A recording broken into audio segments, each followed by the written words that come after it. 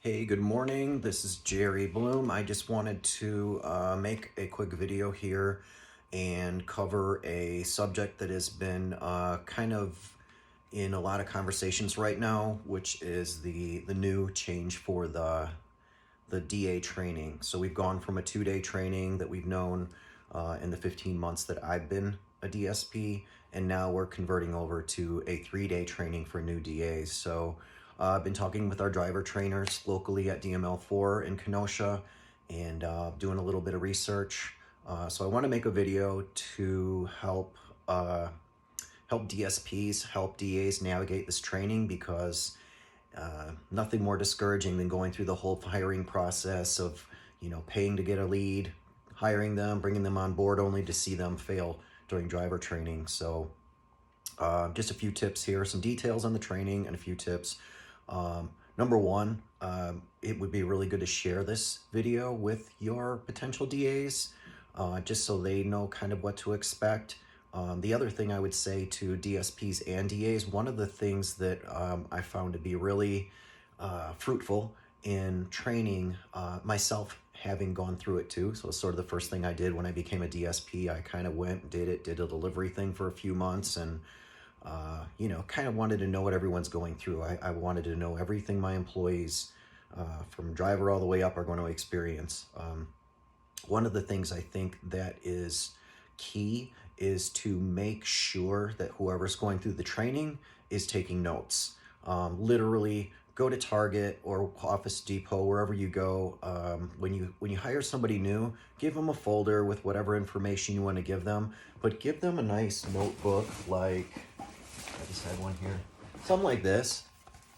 It's like $1 or $2 or something. Give them a notebook and a pen, just in case they forget, because the reality is people are going to need to take notes during this training, because they're covering subjects that they just have never really thought about or covered before. So as much as they think you're retaining it through the videos or the facilitated teachings, you don't know that stuff. We don't know that stuff. So it's really helpful anytime you see an acronym, a number, stopping distance, anything like that. Just write it down. Write it down. Write it down. Write it down.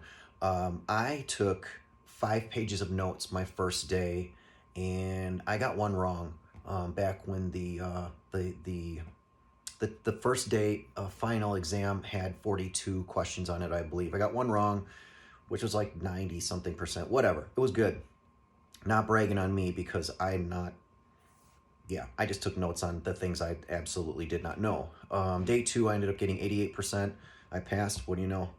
Rock and roll. So that's key to do that. Make sure that people show up early for class. It is switching from 2 10-hour days to 3 8-hour days. So that's important. You're getting breaks in there. You're getting a lunch.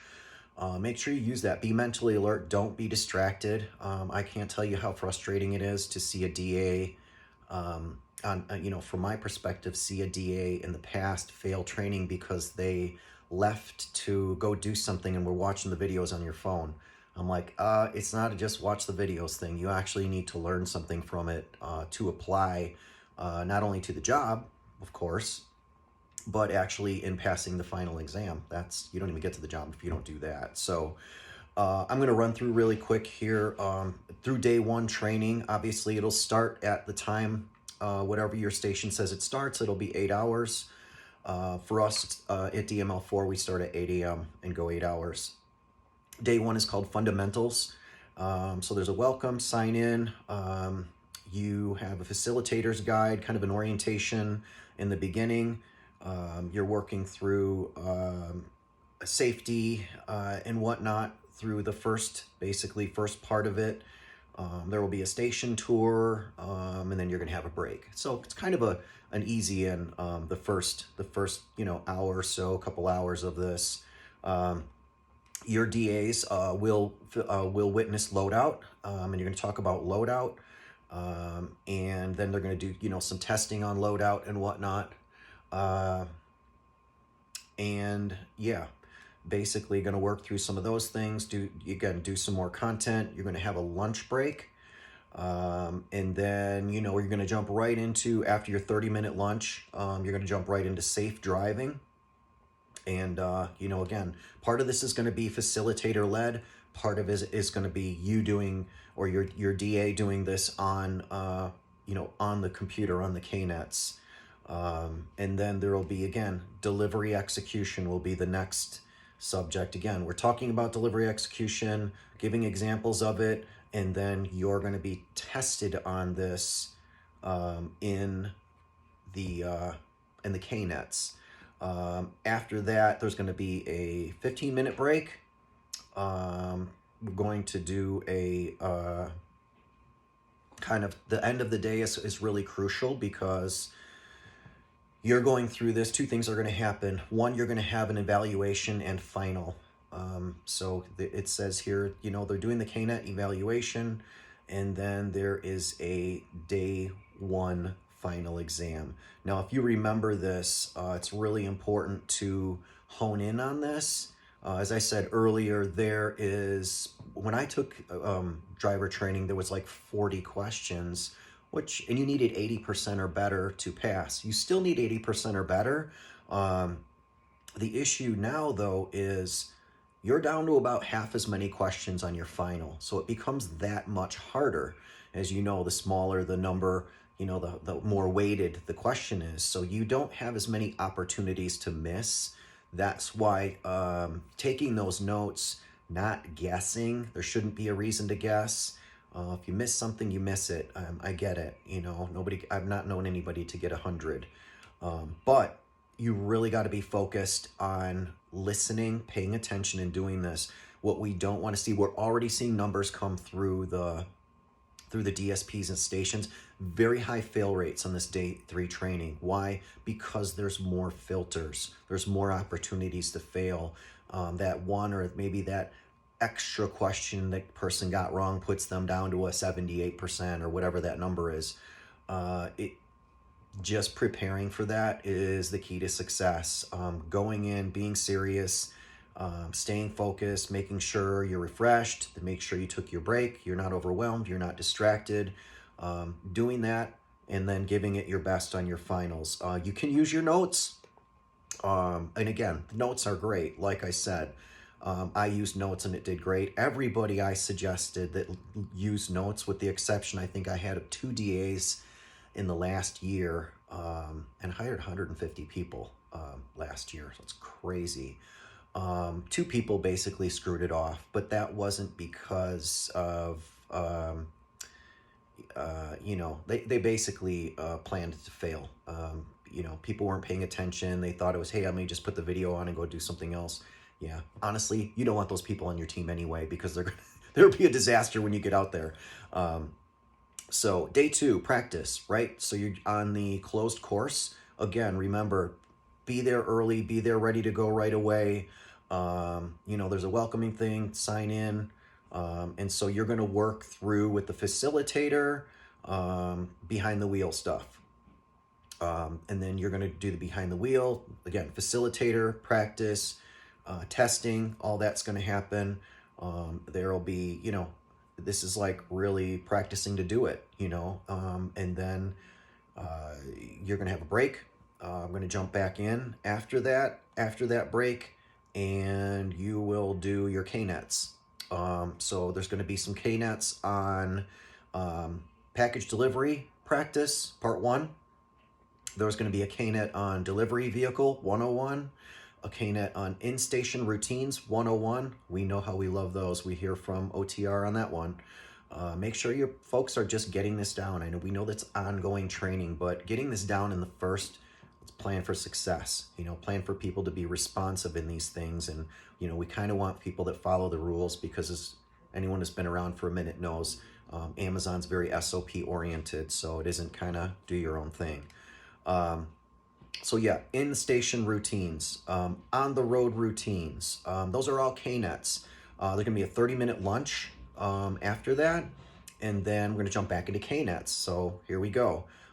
Life with a DA. What's your DA? What's it like to be a DA?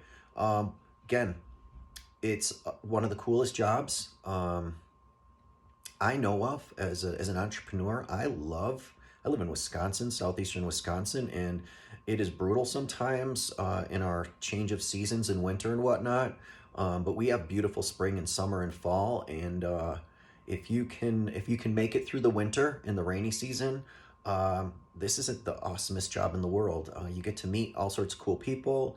Um, our RGU right now is semi-rural, so it's beautiful in southeastern Wisconsin state parks area and whatnot. Being, just so that kind of thing, life of the DA, how to plan for success, plan your breaks, make it really clear to your DAs. 1 hour of your day is dedicated to you and your breaks. Don't get overwhelmed on oh my goodness, I got to get this big route done. You have two 15-minute paid breaks and a 30-minute unpaid lunch. Use them. Use them certainly for the bathroom, hydration, nutrition, whatever you need. For myself personally, I took 2 breaks a day. That's what I did. I'm not suggesting people say that. Do that. It just worked for me. It usually, I remember every day I was on routes, every day at 2 o'clock involved a bathroom break and another sugar-free Rockstar. And I was ready to rock and roll, close it out after that. If it was a long day, cold weather, maybe I took another one at like 5 p.m., got me some quick trip chicken tenders or something like that, and coffee or whatever I needed. But yeah, don't don't let your folks get in the mindset of, oh my goodness, I'm trapped in this van, I gotta pee in bottles and all that nonsense that you hear on Reddit. We've never seen an instance where people need to do that. If you choose to do that, well, that's weird. We've not seen the instance where people need to do that. So anyway, I'm not ranting on that. So life of the DA wellness. How do you stay healthy? Yeah, stay hydrated. Keep your electrolytes. I'm actually an endurance athlete, and I'm sponsored by a company called Pickle Juice Sport. I have tons of pickle juice shots, which is an electrolyte shot. Tastes like pickle juice. When you're sweating, you're not just losing water, you're actually losing salts in your body. And salts are the things that are going to cause you to cramp, get fatigue, mental fatigue, and things like that. You're going to want to stay hydrated, keep your nutrients, your nutrition going on. Some of our folks bring a little mini cooler with them. Kudos, do it. Get what you need. Plan for success. Bring your backpack, whatever you need. I used to have a bunch of Atkins bars in my backpack, and I would just go, And so yeah, it's important that you stay well. It's important that you understand safety, entering and exiting the van. Don't do crazy gymnastics moves. Don't pick up 7 packages and step outside the van. You're probably going to get hurt eventually. You stack those outside, you get out of the van, you pick them up and go. That's a simpler way of doing that. So yeah, DA wellness, a 15-minute break, and then where it jumps right into DOT driving and qualifications, and then it basically goes into reps and checks, and then speed management. Obviously, with the scorecard criteria changing, you really want your folks to learn how to drive these vans efficiently and effectively. That's going to be our key to success moving forward. If you want to hit Fantastic and Fantastic Plus, those safety metrics just need to be there. And as we all kind of know, speeding, seatbelts, and sign and signal violations are brutality right now, or going to be, at least next week. So the speed management will be at the end. KNETs, again, taking notes on all this stuff. Take notes. Can't say take notes enough. If you don't pass this day, you don't move to the next day, and it's just ugly. And then you got to go, do you retest the person? We shouldn't really have to retest. We should be focused on getting it done right the first time. So that's day 2. Day 3, perform. And so it says learning experience area. And so, again, whenever your start time is, be there rocking and rolling, ready to go, 8 a.m. Show up 10 minutes early. Be ready to go. Get you a coffee, water, whatever you need, a Pop-Tart. Get it going. So we're going to talk about vehicle inspections. They're going to talk about delivery execution level 2. So again, just a little bit more in-depth into execution. Probably some exception things. What do you do? Call, text, call. Man, it's a big deal, isn't it? Contact compliance is probably one of the most annoying things, but the easiest things we have to do, especially when you have a big route. It's like, oh, hey, I'm coming up to this apartment building and the door is locked and it said don't leave it outside. Wonderful. I get to call the customer. Oh, they're not there. I leave them a voicemail. Now I get to text them. Amazon trying to deliver a package. Be in the area for another 30 minutes. Let me know. Boom. And then you call them again and hang up. There's your call, text, call. But do it after the box pops up. Otherwise, it doesn't work. It doesn't register. So they'll be digging into deeper things like that, following instructions in the app. If you see a paw, watch out for dogs, all that kind of cool stuff. Again, level 2 things like that. Then you jump right into KNETs, package delivery, KNET, package delivery part 2 for your KNET, and then safety measures and infractions. Now, that's a big deal. So again, all that's going to be in all of the training that you're getting, either through a facilitator or through the videos. That's all going to be in there. It's super important that people get that, because if they're not getting it here, they're not going to get it on the road. And again, I've got this thing in my business I call filters. I actually want to filter out people that don't belong, but I don't want to see people fail for lack of planning. If you fail because you're somehow got through the interviews and I hired you, and you're messed up, we don't want you on the team, So after that, there is a break, and then we're looking at security. So basically the whole security issue, theft mitigation. How do we deliver these packages so that it isn't porch candy? Right? Some areas we have higher theft than others. Certainly in the age of Ring doorbells, I can't believe that people still walk up on porches and do stupid stuff. But they do, as DAs do stupid stuff. I'm sure we all have a story about one of our drivers on a Ring doorbell throwing a package or doing something funky. And sometimes some cool stuff too, but we want to, again, one of our pillars in our company is service. We serve Amazon, we serve their customers, and we serve the team. We want to make sure that customer experience is as good as it can possibly be as far as it goes with us, right? And so we use some software called Hera that actually imports all the data, including from scorecard and feedback. You'd be surprised how easy it is to earn negative and positive feedback. Just serving the customer and just saying good morning or thank you when you see them, and just say, hey, give me a thumbs up on this one if you get time. It's okay to ask for positive feedback if you're doing a good job.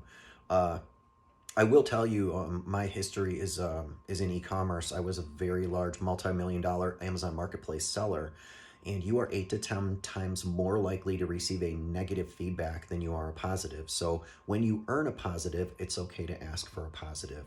And if there's a situation where we can mitigate a potential negative, like let's just say they deliver to the back door, well, there's a freaking Rottweiler back there that doesn't like you and looks hungry, we're not going to the back door. But it's always okay to call the customer and just say, hey, Mr. Smith, I just want to let you know I left the package at the front door because the dog didn't look too happy to see me. I just want to let you know. You can leave them a message and do that. And just again, even leaving the message, hey, I just wanted to make sure you had the best experience possible. Please leave me a feedback, a 5-star feedback. And people will. I do it all the time. I get deliveries at my house all the time. And so, most of my experiences, I leave a positive feedback. The knuckleheads that are that shouldn't be delivering for anybody, I actually video them, and I'm just like, who the heck does this guy work for? I'm like, you're smoking, you're parked on the wrong side of the road, you just threw packages on my porch. I'm like, wow, am I like in a hidden camera show or what? Anyway, so security, dangerous goods awareness, right? So packages are marked. Hey, if you get a spill or anything like that, how do you handle that?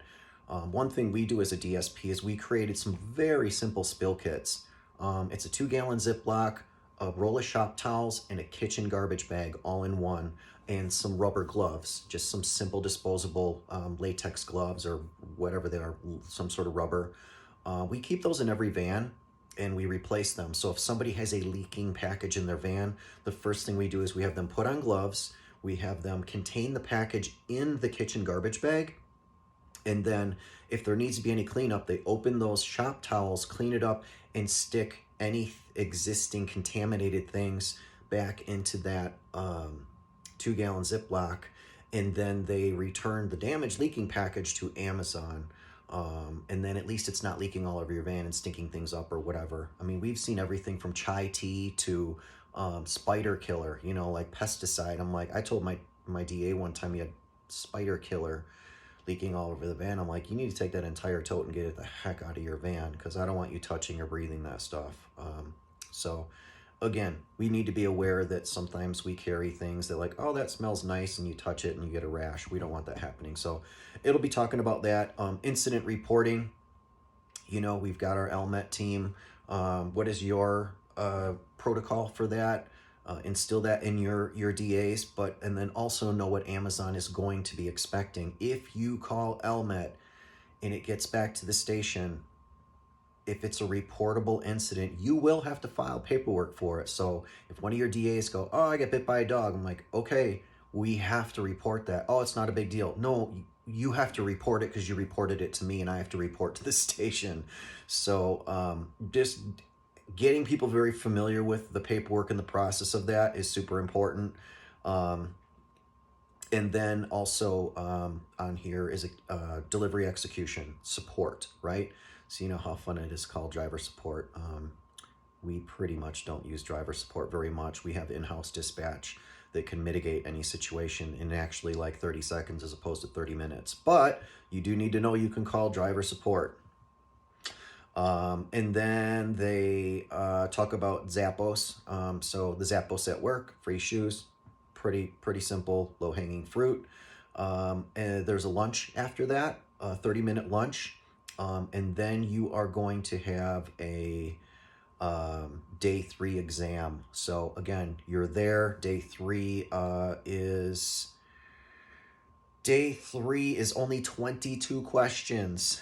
So 80%, you can't miss that much. I don't know what the math is on it, but let your people know. Take your time and think it through. Ask questions from the driver trainers. Super important. Time is money. Just for you DSPs, time is money. If you calculate the cost from your Indeed ads to your HR people to interviewing to the drug test and all that, it's several $100s to bring a DA on board. The last thing we want to do is see haste make waste. You know, oh, I just wanted to get done. Sure, me too, but we got to do it right? And this training is kind of like a one-time thing. So you just want to make sure people are prepped for success, and that they know what to expect in it. And then it says the last thing here is van loading and package seeking. So what is that about? Hey, we want to load our van first in, last out. You know, we listen quite a bit to what the driver trainers teach us. Although I'll say with our team, and we have a lot of veteran drivers, we always load the way that we load. And we don't change it. And I've kind of communicated with the station and say, hey, if you have a new idea, that's cool.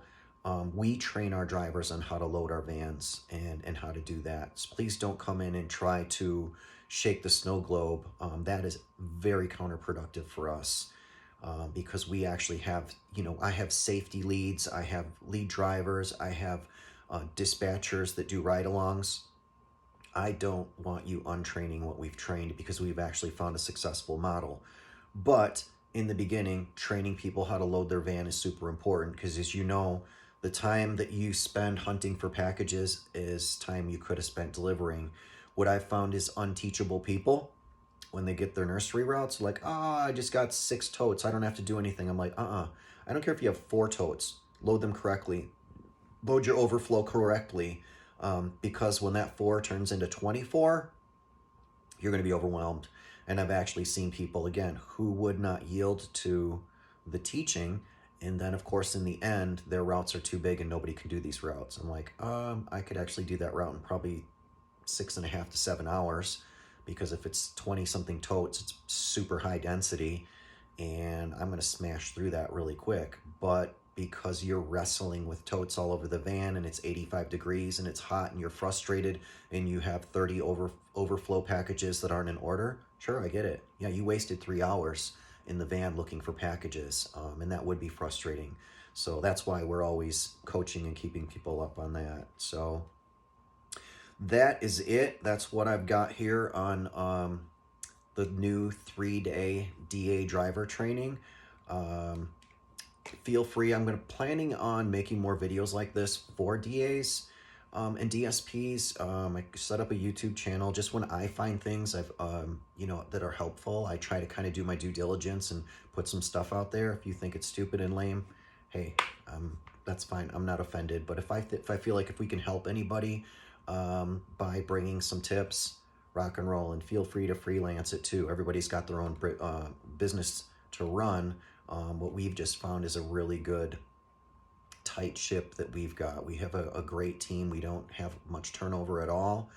And we've just got really great systems in place. So that's it.